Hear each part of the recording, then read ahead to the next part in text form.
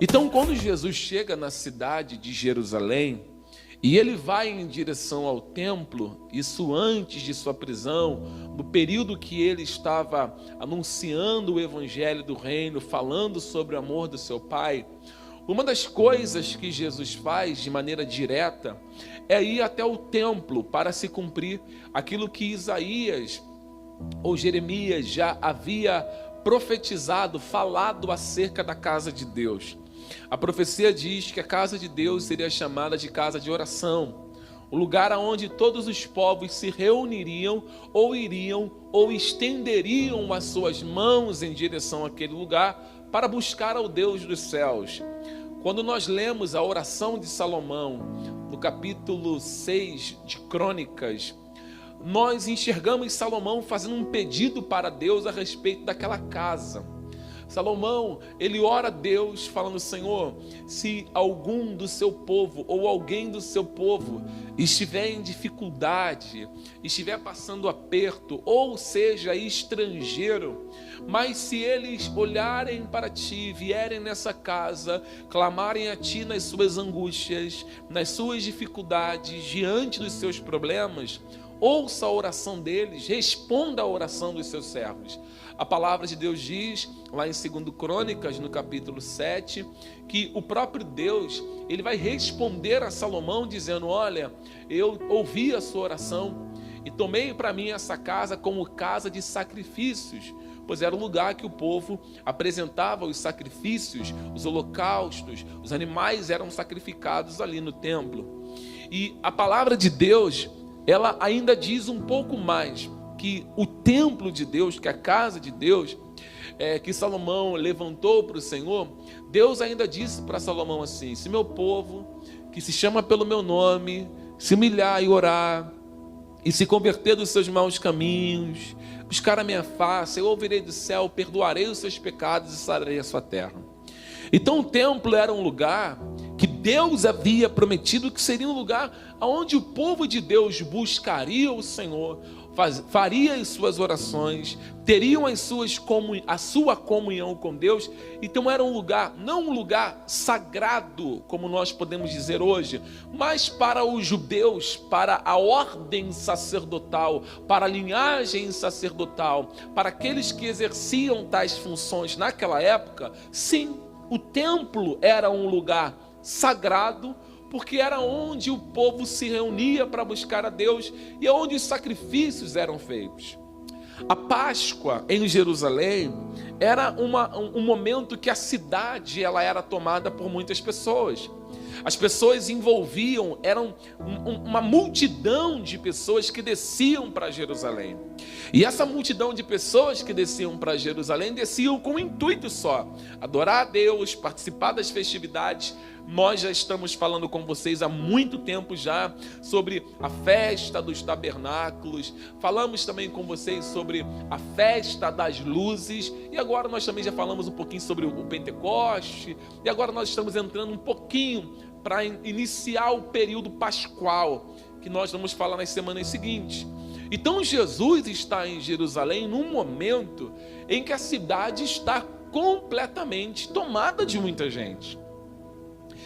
Aqueles que dominavam, que estavam exercendo o sacerdócio no templo, que tinham entre aspas, a autonomia de exercer tal função no templo, eles se aproveitavam dessas questões. Por quê? Quando alguém vinha para Jerusalém no período pascual, eles já sabiam que não precisavam trazer animais, porque no templo haviam pessoas vendendo animais para o tal sacrifício. E quem eram as pessoas responsáveis pelo comércio no templo? A primeira pessoa no topo da hierarquia responsável pelo comércio no templo era Anás. Anás, segundo a história, ele é diretamente de uma linhagem sacerdotal. Então, os seus filhos, ele teve 5 filhos, eles também vão ocupar cargos nesta linhagem e eles vão fazer parte do Sinédrio. E ele ainda tem um aliado muito fiel a ele, que é Caifás, que é o seu genro. Então toda a parte do templo, seja o pátio dos gentios, seja a parte interior, seja todas as partes do templo, seja o alpedre, seja as regiões inteiras do templo, elas estavam dominadas por Anás, estavam dominadas pelos seus 5 filhos e estava dominada por Caifás. Então o domínio de comércio, de venda, o domínio de propina, porque era como se fosse uma propina, porque aqueles que tinham que comprar um animal que estava sendo vendido no templo, primeira coisa que eles tinham que fazer, eles tinham que trocar a moeda. É como se você viajasse do Rio de Janeiro, do Brasil, para os Estados Unidos. Lá eles não vão aceitar reais. Você tem que passar numa casa de câmbio, num aeroporto, e trocar as notas de reais que você tem por dólar. Então lá no templo, quando os viajantes chegavam com as suas moedas, as moedas de judia, eles tinham que trocar pela moeda do templo. Eles tinham que comercializar, e em cima disso, Anás, Caifás, além de ganharem, porque eles cobravam uma taxa para trocar essa moeda, eles ainda ganhavam ainda mais, porque vendiam os animais. Então era uma parte bem de muito lucro para Anás. Era uma parte que dava para Anás muita, mas muita riqueza. Dava para Caifás muita riqueza.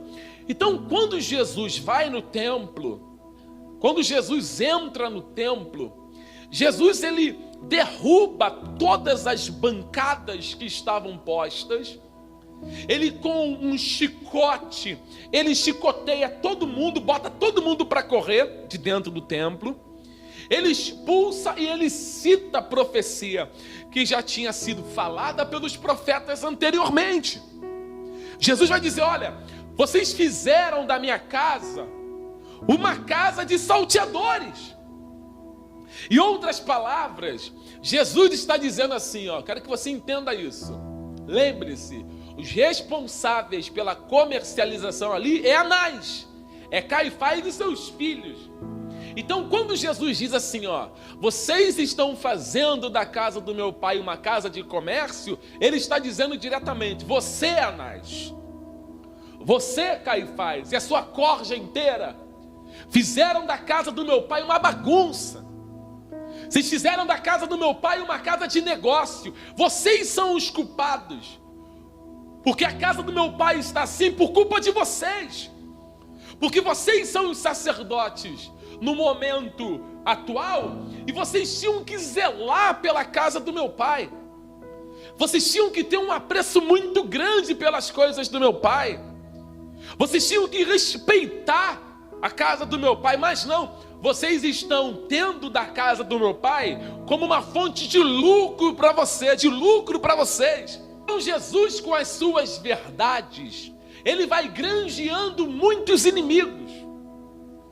As verdades que Jesus falara para os líderes religiosos, para toda aquela corja, para toda aquela sujeira, faz com que eles fiquem com ódio de Jesus, ao ponto de querer matá-lo.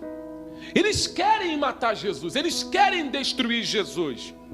Quando nós lemos os versículos 12 até o versículo 24, parece que eles conseguiram pôr a mão em Jesus, porque eles tiveram sucesso no seu plano. Parece que o plano de Caifás, de Anás e dos líderes religiosos, parece que o plano deles deu certo. Não é que o plano deles deu certo, o plano que está dando certo do início ao fim é o plano de Deus. Porque Jesus, ele se manifestou exatamente para isso. Ele veio exatamente para morrer no lugar de pecadores, mas o ódio que está sendo lançado sobre ele, é claro que esse ódio está sendo nítido diante daqueles homens, porque a verdade que Jesus prega, o anúncio que Jesus traz, condena as ações que eles estão praticando.